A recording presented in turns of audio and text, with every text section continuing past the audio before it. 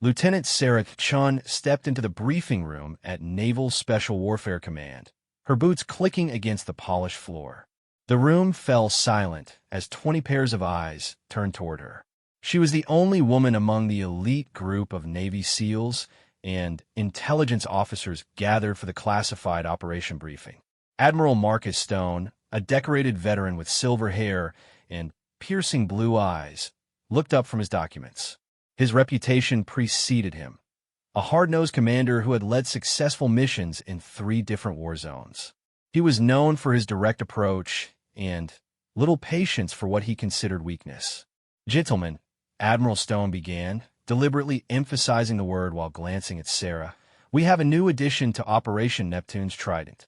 Lieutenant Chun comes to us from Naval Intelligence with what I'm told are exceptional skills in electronic warfare and surveillance." Sarah stood at attention, her dark hair pulled back in a regulation bun, her uniform pristine. She had worked twice as hard as her male counterparts to earn her place here, graduating top of her class in both intelligence school and advanced tactical training. "Your call sign, Lieutenant?" Admiral Stone asked, his voice carrying a hint of skepticism.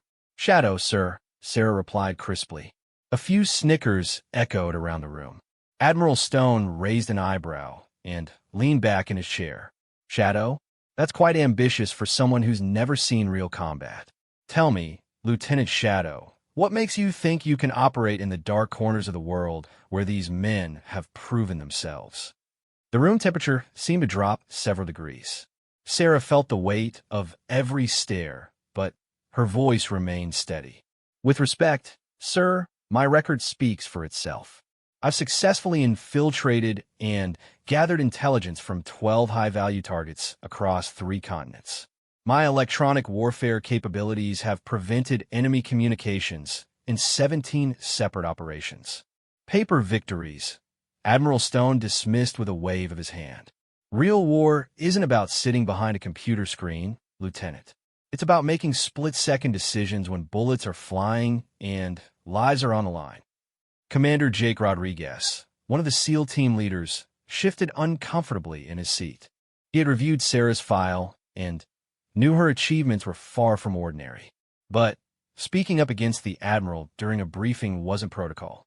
"Your mission, Shadow," Admiral Stone continued, the call sign dripping with sarcasm, "will be to provide technical support from our forward operating base. Leave the real work to the professionals." Sarah's jaw tightened almost imperceptibly, but she maintained her composure.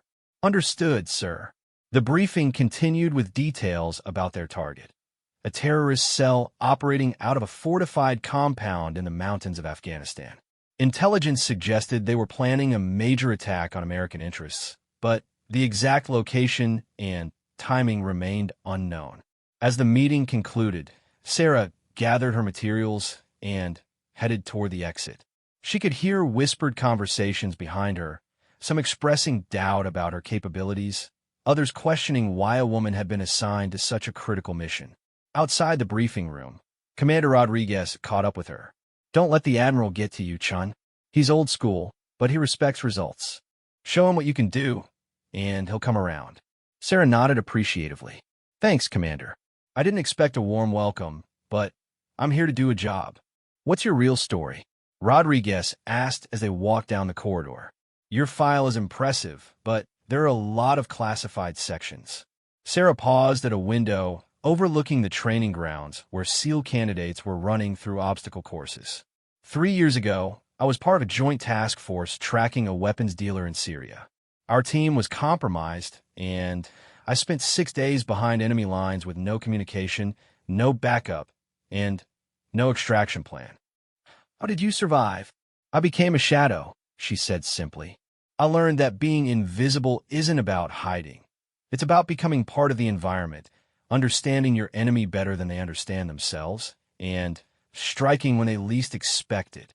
Rodriguez studied her face, seeing something in her eyes that reminded him of his most experienced operators. "What happened to the weapons dealer?" A small smile crossed Sarah's lips. "He's no longer in business." That evening, Sarah sat in her temporary quarters, reviewing intelligence reports and satellite imagery of their target area. The compound was heavily fortified, surrounded by natural barriers and sophisticated security systems. Traditional assault methods would be costly and risky.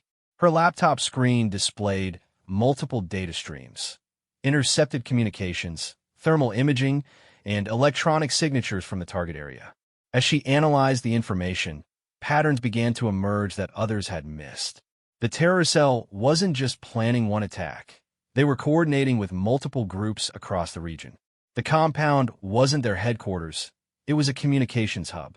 Taking it out with a direct assault would only scatter the network, making them harder to track and potentially accelerating their timeline.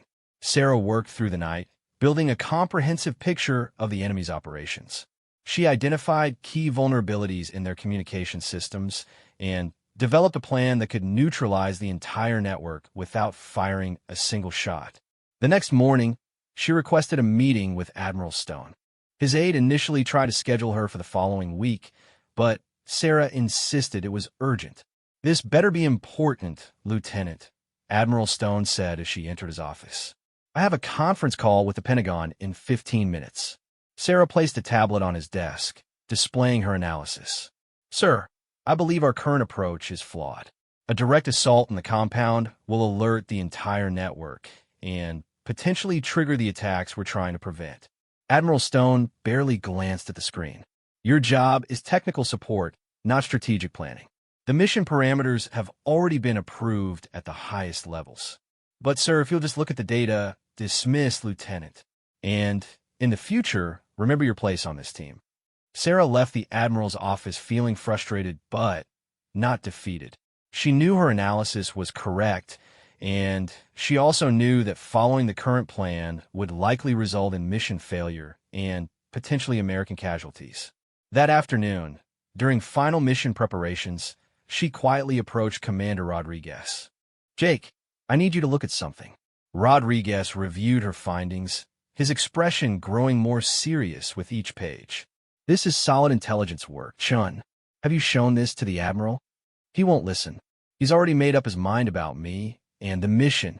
Rodriguez closed the tablet and looked at her intently. "What do you need?" "Trust," Sarah said. "And maybe 30 seconds on the communications channel when we're in position." The team departed for Afghanistan the following morning. Sarah carried her standard equipment plus several devices of her own design, small, sophisticated tools that could tap into enemy communications networks and disable security systems remotely. During the long flight, she noticed some of the team members studying her with curious rather than dismissive expressions. Word of her late-night analysis had quietly spread, and several operators had taken the time to review her work. Sergeant Mike Torres, a communications specialist, sat down beside her during a refueling stop. "Heard you found something interesting in the intel." Sarah nodded, but didn't elaborate. She had learned that in military circles, reputation was built on results, not promises. "My brother was in Syria 3 years ago," Torres continued. "Lost half his unit to an ambush. Said there was some intelligence officer who took out an entire weapons network single-handedly. Called her the ghost in the machine." Sarah met his gaze, but remained silent. "Anyway," Torres said, standing to return to his seat, looking forward to seeing what Shadow can do. As their transport aircraft approached the drop zone, Sarah felt the familiar calm that came before dangerous operations. She had faced skepticism and dismissal before, but she had also learned that actions spoke louder than words. The real test was about to begin, and she was ready to show Admiral Stone and the entire team exactly what Shadow meant. The helicopter touched down in the rocky terrain 5 kilometers from the target compound. Sarah felt the familiar rush of adrenaline as she stepped onto foreign soil, her equipment pack secure on her back. The landscape was harsh and unforgiving, jagged mountains rising into a star-filled sky, with deep valleys that could hide entire armies. Admiral Stone established the forward operating base in a concealed position overlooking the target area. Through night vision scopes, they could see the compound nestled in a valley below, concrete walls, guard towers, and the faint glow of lights from within. "Final mission briefing in 5 minutes." Admiral Stone announced to the assembled team. Lieutenant Shadow, set up your equipment and prepare for technical support role. Sarah nodded and began unpacking her gear, but her eyes remained fixed on the compound below. Through her specialized optics, she could see details that others missed: the positioning of guards, the pattern of their movements, and, most importantly, the array of communication equipment on the main building's roof. As the team gathered for the final briefing, Admiral Stone outlined the assault plan. Team Alpha will approach from the north, Team Bravo from the south. We breach simultaneously at 0300 hours. Intelligence suggests 12 to 15 hostiles inside. Commander Rodriguez studied the tactical map. What about early warning systems? If they alert the network before we secure the communications center. That's why we're moving fast and hitting hard, Admiral Stone replied. Speed will be our advantage. Sarah knew this was her moment. She stepped forward, her voice calm but firm. Admiral, I respectfully request permission to speak. Stone looked annoyed, but gestured for her to continue. Make it quick, Lieutenant. Sir, I've been monitoring their communications since we arrived. The compound isn't just a hideout. It's the central node for coordinating attacks across the entire region. They have automated systems that will send alert codes to sleeper cells if the main communication array goes offline unexpectedly. Your point, Lieutenant. Sarah activated her tablet, displaying real-time signals intelligence. I can disable their communications network silently from here before the assault begins. It will blind them and prevent any alerts from reaching their network. Several team members leaned in to look at her screen. The data showed a complex web of communication channels, encrypted messages flowing between the compound and multiple locations across 3 countries. Admiral Stone barely glanced at the information. Negative. We stick to the plan. Electronic warfare takes too long and isn't reliable under combat conditions. Sir, this isn't theoretical. I can demonstrate. I said negative, Lieutenant. Return to your support position. Sarah felt the frustration building, but she maintained her professional demeanor. As the team prepared for the assault, she quietly approached Sergeant Torres. Mike, I need a favor, she whispered. Torres looked around to ensure they weren't being overheard. What kind of favor? Sarah handed him a small device about the size of a smartphone. When you reach the communications center, plug this into any Ethernet port or USB connection you can find. It'll take 30 seconds to upload. What does it do? It gives us access to their entire network, past communications, planned operations, contact lists for every cell they're coordinating with. Instead of just stopping one attack, we could roll up the entire organization. Torres studied the device, then looked at Sarah. And if the Admiral finds out, then I take full responsibility. Torres nodded and slipped the device into his tactical vest. Ghost in the machine, right? As the assault teams moved into position, Sarah remained at the observation post with her equipment. Admiral Stone stood nearby, watching through binoculars as his teams approached the compound. Through her electronic surveillance gear, Sarah could hear the enemy's communications. They were completely unaware of the approaching threat, but she also detected something else: scheduled check-ins with multiple external contacts occurring every hour. Admiral, she said urgently, they have automatic communication protocols. If they miss their next scheduled check-in in 18 minutes, it will trigger alerts throughout their network. The assault will be over in 15 minutes, Stone replied without lowering his binoculars. Sarah watched her chronometer as the seconds ticked away. The SEAL teams were excellent, but the compound was larger and more complex than initial intelligence suggested. 15 minutes wasn't going to be enough. At 0305 hours, the assault began. Explosive charges breached the compound walls simultaneously from 2 directions. Sarah watched through thermal imaging as the teams advanced through the compound, clearing buildings with practiced efficiency. But the enemy was better prepared than expected. Hidden defensive positions opened fire, and the SEALs found themselves in a fierce firefight. Sarah could hear the battle through her communications equipment. Short, clipped radio calls as teams reported contact and casualties. Alpha Team, Heavy resistance in Building 2. Bravo team taking fire from concealed positions. Need medical support at the north wall. Sarah looked at her chronometer. 12 minutes until the missed check-in would alert the enemy network. The assault was bogging down. Through her electronic monitoring equipment, she could hear enemy communications inside the compound. They were calling for reinforcements and preparing to send alert codes to their contacts. Admiral Stone was coordinating the battle, directing teams, and calling for close air support.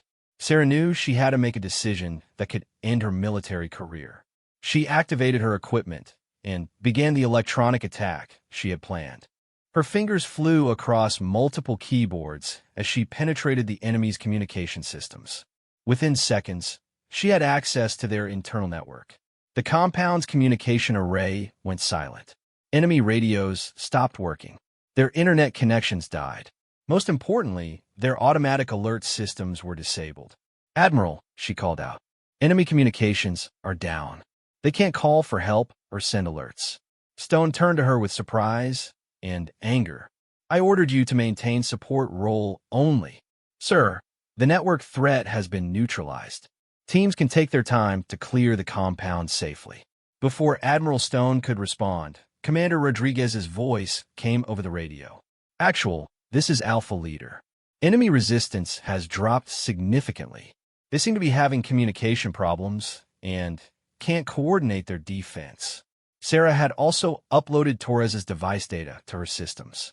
As she analyzed the captured intelligence, her eyes widened. The terrorist network was far larger than anyone had imagined. Cells in 12 countries, with multiple attacks planned for the next 72 hours. "Admiral," she said, her voice cutting through the battle noise, "I'm seeing intelligence that changes everything. This network has attacks planned in London, Paris, and New York, all within the next 3 days." Stone grabbed her radio headset. "What are you talking about?" Sarah displayed the captured data on her screens. The evidence was overwhelming: detailed plans, target locations, timing, and the identities of operatives already in position. "This is real-time intelligence from their servers," Sarah explained. "By taking the compound intact and accessing their network, we've uncovered the entire organization." The Admiral studied the information, his expression shifting from anger to amazement. The scope of the intelligence was extraordinary, not just preventing one attack, but potentially stopping dozens and dismantling an international terrorist network. "Rodriguez, this is actual," Stone spoke into his radio. "New priority: secure all electronic equipment intact. Repeat, do not destroy any computers or communication gear." "Copy that, Actual. We'll preserve everything." As the battle concluded with the compound secured and minimal casualties, Sarah continued extracting data from the terrorist network. She had penetrated not just their local systems, but gained access to their entire international communication structure. "Lieutenant," Admiral Stone said, approaching her workstation as dawn broke over the mountains. Sarah stood at attention, expecting disciplinary action for disobeying orders. "Your electronic attack. How long had you been planning it?" "Since the initial intelligence briefing, sir. I identified vulnerabilities in their network architecture and developed multiple approaches for silent penetration." Admiral Stone looked at the screens displaying the vast intelligence hall.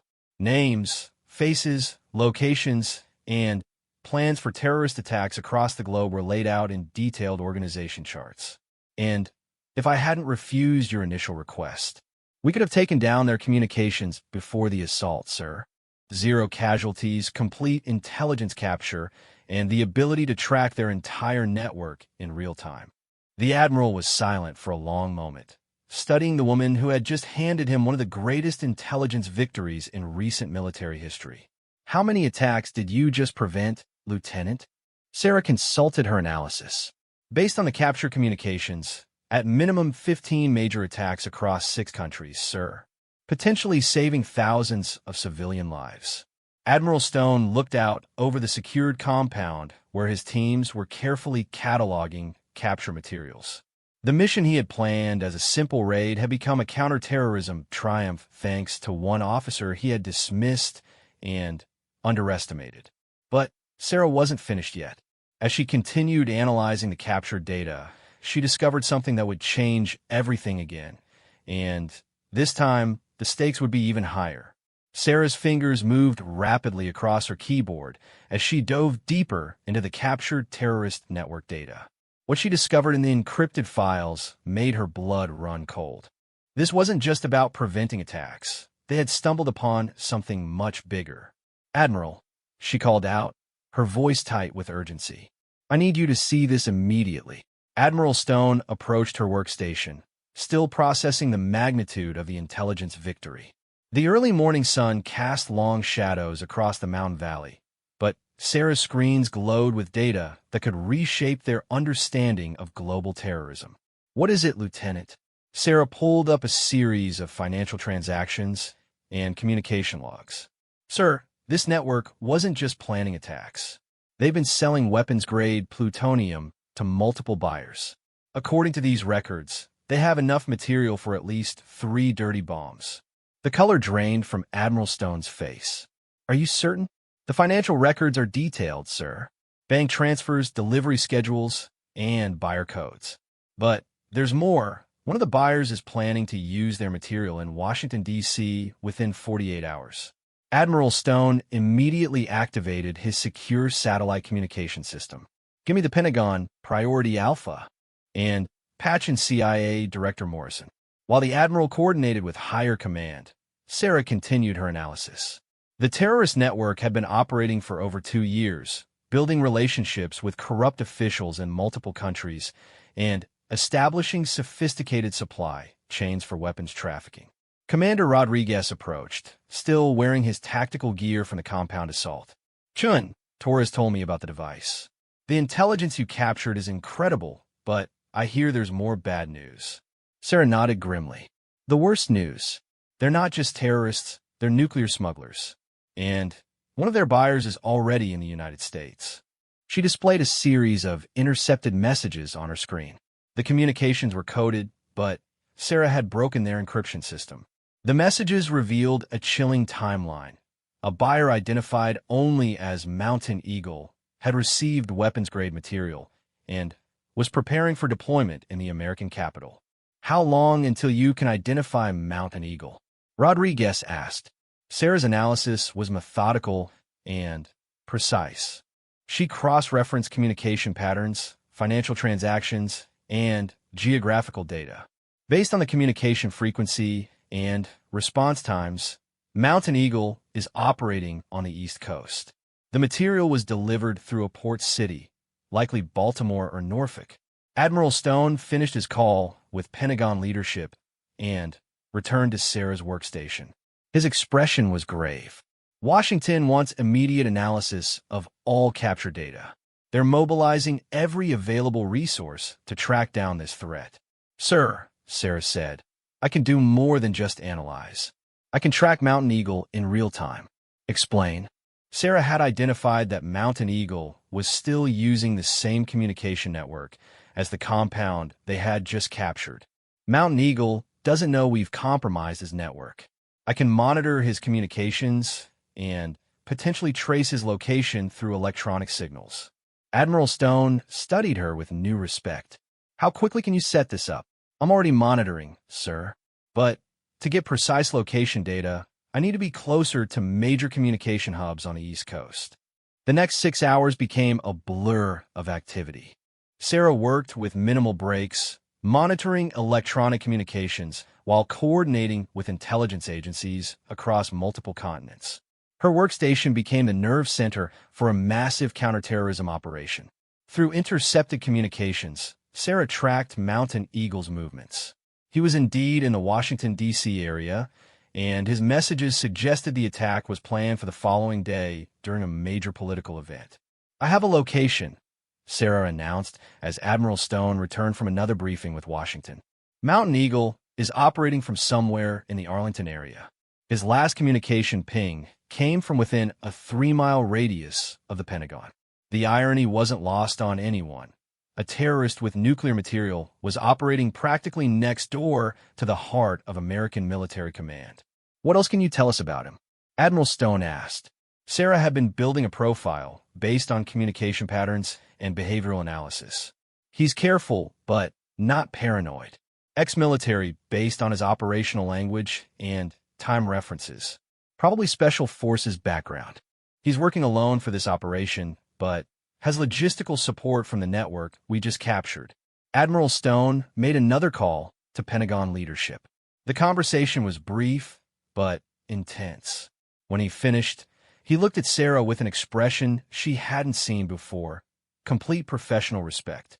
Lieutenant, you're being reassigned immediately. FBI and Homeland Security want you in Washington tonight to coordinate the search. They need your electronic surveillance capabilities and your understanding of this network. Sarah felt a mixture of pride and pressure. What about the team here, sir? The team here did their job perfectly. But you've uncovered a threat that could kill thousands of American civilians. Your mission is now preventing nuclear terrorism on U.S. soil. As Sarah prepared to leave Afghanistan, Sergeant Torres approached her. Heard you're heading to the big show. That advice you gave me, it changed everything. Sarah nodded. Thanks for trusting me, Mike. What you did today, Torres said seriously, that's what we train for. Protecting innocent people. The guys are calling you a real operator now. The flight to Washington was the longest 8 hours of Sarah's life. She worked continuously, monitoring Mountain Eagle's communications and coordinating with American intelligence agencies.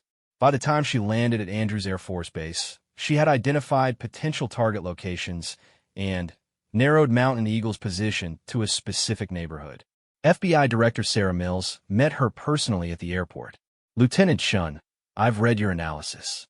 What we're dealing with is unprecedented. A lone wolf with nuclear material and the skills to deploy it effectively. Sarah had prepared a comprehensive brief during the flight. Director Mills, Mountain Eagle is planning to strike during tomorrow's Veterans Day ceremony at Arlington National Cemetery. The event will have the President, Vice President, and hundreds of other officials present, plus thousands of military families. The vehicle convoy rushed through Washington traffic toward FBI headquarters. Sarah watched the familiar landmarks pass by, knowing that somewhere among these buildings was a man with the power to kill thousands of people.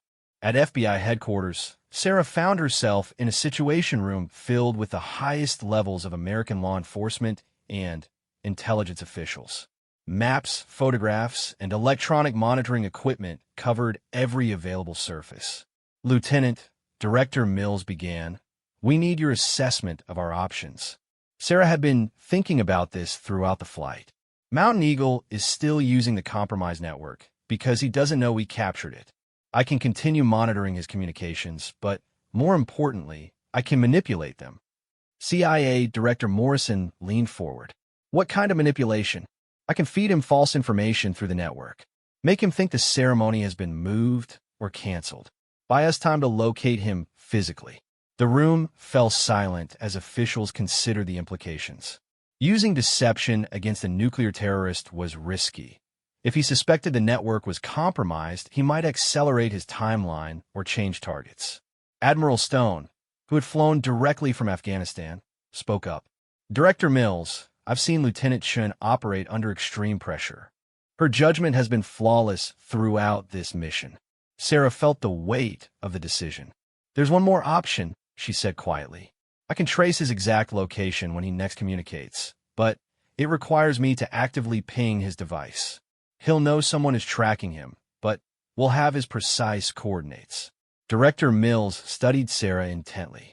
How confident are you in your electronic warfare capabilities? Sarah thought about her years of training, her successful operations, and the lives hanging in the balance. Ma'am, I can find him. The room buzzed with quiet conversation as officials weighed their options.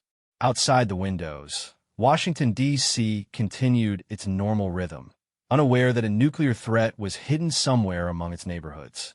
Lieutenant Chun, Director Mills finally, said, you have full authorization to proceed with electronic tracking. Every available federal asset is at your disposal. As Sarah began setting up her equipment in the FBI command center, she reflected on how far she had come since Admiral Stone had mockingly questioned her call sign. Tomorrow, She would either help prevent one of the worst terrorist attacks in American history or witness its horrific success. The hunt for Mountain Eagle was about to begin, and Shadow was ready to prove that sometimes the greatest victories came not from direct confrontation, but from operating in the spaces where others couldn't see. Sarah worked through the night in the FBI command center, surrounded by the nation's top counterterrorism experts.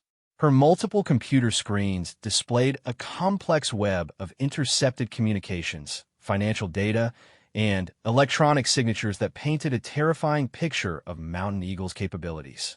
At 3:47 a.m., her patience was rewarded. Mountain Eagle sent an encrypted message to a contact in Eastern Europe, confirming his timeline for the Veterans Day attack. Sarah's tracking algorithms immediately began triangulating his position based on the electronic signature of his communication device. "I've got him," Sarah announced to the room full of exhausted officials. "He's in a residential area of Arlington, approximately 800 meters from Arlington National Cemetery." FBI Director Mills rushed to Sarah's workstation.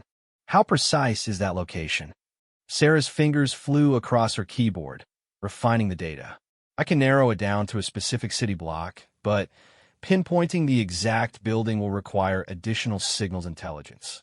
Admiral Stone, who had remained in the command center throughout the night, studied the tactical map. "What's his communication frequency? How often does he send messages?" "Every 4 to 6 hours," Sarah replied. His last message was routine, confirming logistics with his support network. "He's confident and following his planned schedule." CIA Director Morrison joined the group around Sarah's workstation. "Can you intercept his communications without alerting him to our presence?" Sarah had been monitoring Mountain Eagle's digital behavior for over 18 hours. "He's using sophisticated encryption, but he's routing through the same network we captured in Afghanistan. I can read everything he sends or receives." The next few hours became a careful balance of surveillance and preparation. FBI tactical teams positioned themselves around the identified neighborhood, while Sarah continued monitoring Mountain Eagle's electronic activities.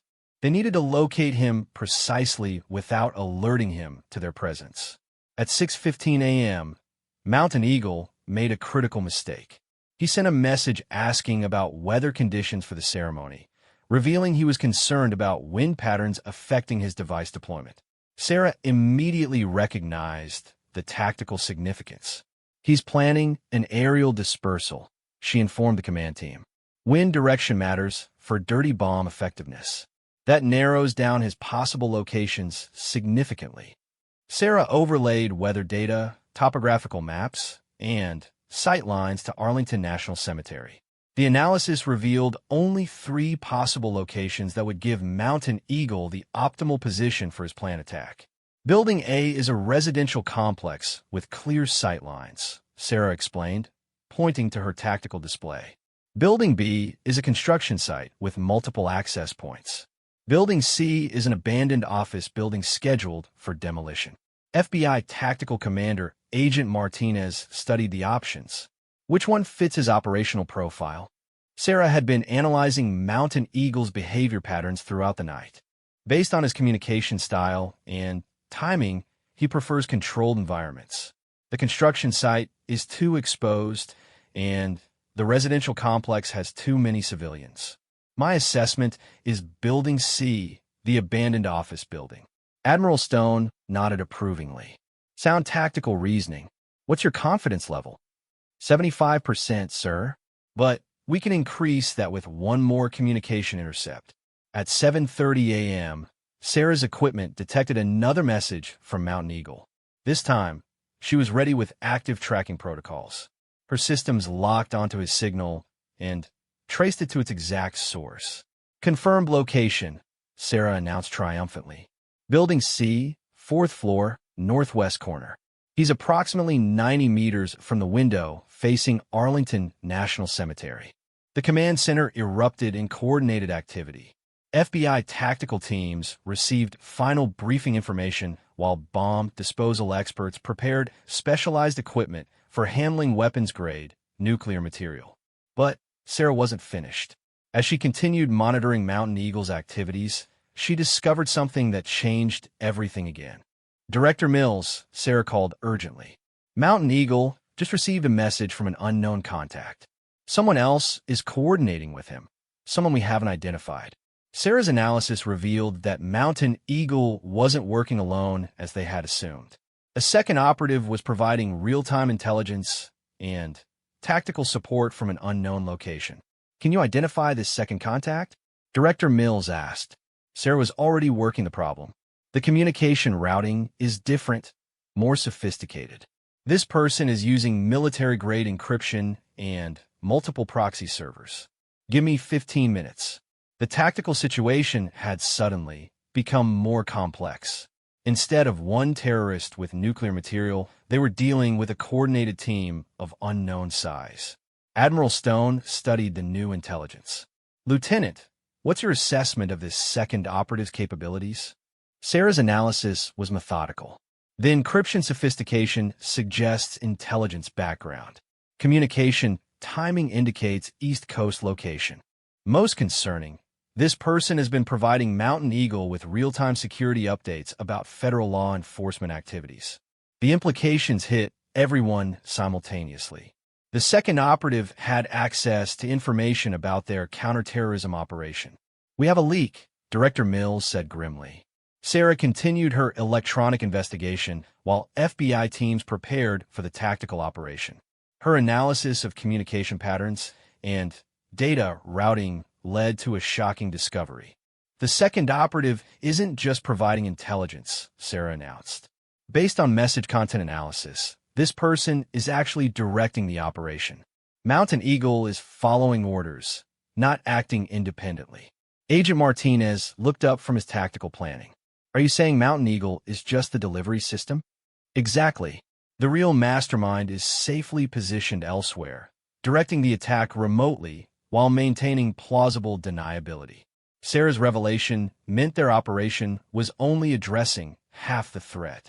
Even if they successfully captured Mountain Eagle and secured the nuclear material, the person controlling the operation could have backup plans or additional assets.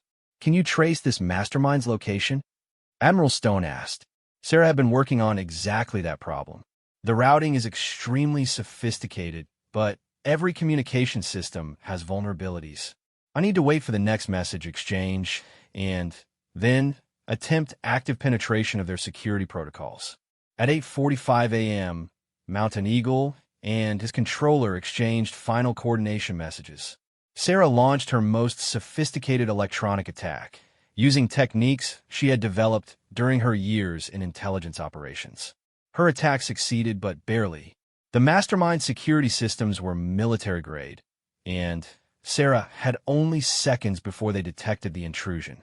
Got him, Sarah said, her voice tight with concentration. The mastermind is operating from a hotel in downtown D.C., approximately 2 miles from the White House. The command center now faced a complex tactical challenge, simultaneous operations against 2 targets, with less than 4 hours before the Veterans Day ceremony was scheduled to begin. Director Mills coordinated with federal agencies, while Admiral Stone worked directly with tactical teams. Sarah found herself at the center of the most important counterterrorism operation in recent American history. Lieutenant, Admiral Stone said, approaching her workstation one final time before the operations began. When this started, I questioned whether you belonged on this team. I was wrong. Your capabilities have been extraordinary throughout this mission. Sarah looked up from her screens, where she was maintaining surveillance on both terrorist targets simultaneously. Sir, we still have work to do. Both targets are active, and we have less than 4 hours to prevent a nuclear attack on American soil. Admiral Stone smiled with genuine respect. Then, let's finish this, Shadow. As FBI tactical teams prepared for simultaneous raids on both locations, Sarah continued monitoring electronic communications and providing real-time intelligence updates. The woman who had been dismissed as providing only technical support was now directing the most critical aspects of a mission to prevent nuclear terrorism. But the most dangerous part was yet to come, and Sarah knew that the next few hours would test every skill she had developed during her years operating in the shadows. At exactly 9:47 a.m., FBI tactical teams moved simultaneously against both targets. Sarah coordinated the operations from the command center, her screens displaying real-time feeds from both locations while monitoring electronic communications between the terrorists. The raid on Building C proceeded flawlessly. Mountain Eagle was captured within minutes, and bomb disposal experts immediately secured the weapons-grade plutonium device he had been preparing to deploy. The nuclear material was contained before it could pose any threat to the public. However, the downtown hotel operation faced unexpected complications. Command, this is Hotel Team Leader Agent Martinez reported through his radio. Target location appears to be empty. No signs of recent occupation. Sarah's heart sank as she checked her electronic surveillance data. The mastermind's last communication had originated from the hotel room just 2 hours earlier, but now there was no electronic signature at that location. He's gone mobile, Sarah announced to the command center. The mastermind detected our surveillance and evacuated his position. Admiral Stone studied the tactical displays. Can you track his new location? Sarah was already working the problem, but the mastermind had gone dark. No new communications, no electronic signatures, no digital footprint to follow. For the first time since the operation began, Shadow had lost her target. Director Mills, Sarah said with growing urgency, the mastermind knows we captured Mountain Eagle. He might have backup plans or additional assets we haven't identified. The Veterans Day ceremony at Arlington National Cemetery was scheduled to begin in 90 minutes, with the president and hundreds of officials in attendance. Canceling the event would represent a significant victory for the terrorists, but proceeding without locating the mastermind carried enormous risks. Sarah made a decision that would define her career. I'm going to force him to communicate. How? Director Mills asked. Sarah's plan was audacious and dangerous. I'm going to use the captured network to send false information suggesting Mountain Eagle escaped custody and needs new instructions. If the mastermind believes his operation is still viable, he'll respond with coordination messages. Admiral Stone understood the implications immediately. You're using yourself as bait. If he suspects deception, you'll lose any chance of tracking him. Sir, it's our only option with the time remaining. Sarah crafted a carefully worded message designed to appear as if it came from Mountain Eagle himself. The message suggested he had escaped FBI custody during transport and needed immediate guidance for proceeding with the attack.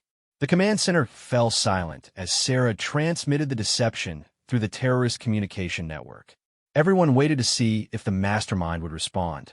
At 10:23 a.m., Sarah's patience was rewarded. The mastermind sent urgent new instructions to what he believed was Mountain Eagle, providing an alternate target location and revised timeline for the attack. I have him, Sarah announced, her tracking systems immediately locking onto the communication source. He's mobile, traveling south on Interstate 95, approximately 20 miles from Washington, D.C. The mastermind's response revealed crucial information.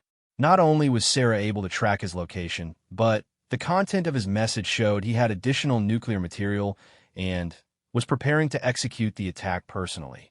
FBI Director Mills coordinated with Virginia State Police and federal agencies to intercept the mastermind's vehicle.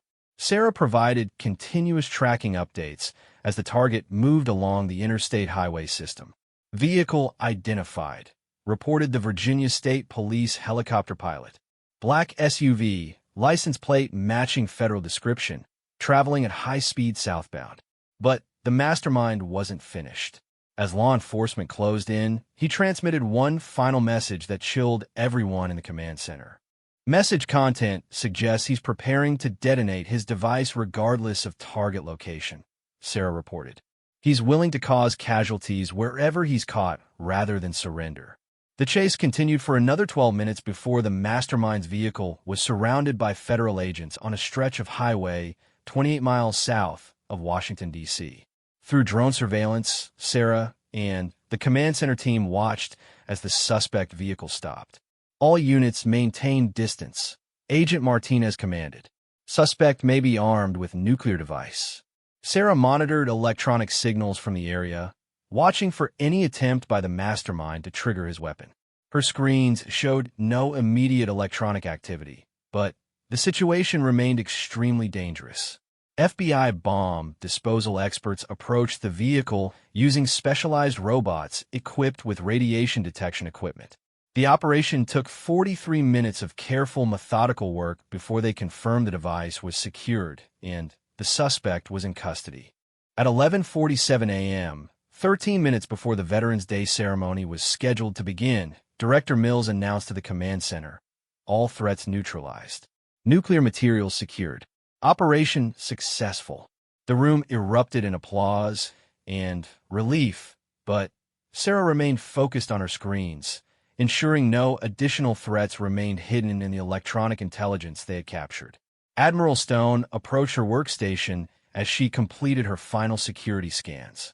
Lieutenant Chun, what you accomplished today was extraordinary. You prevented nuclear terrorism on American soil and saved potentially thousands of lives.